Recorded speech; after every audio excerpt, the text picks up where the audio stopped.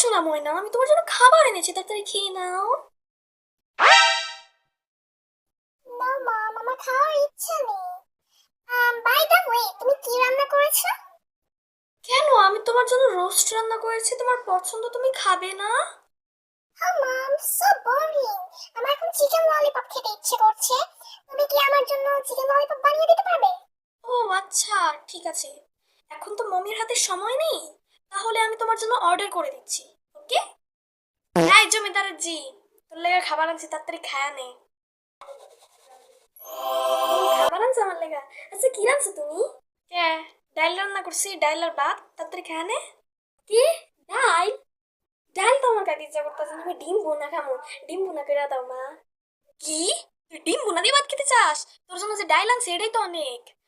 টাকা কি গাছে ধরে? তোরে তো আজকে আমি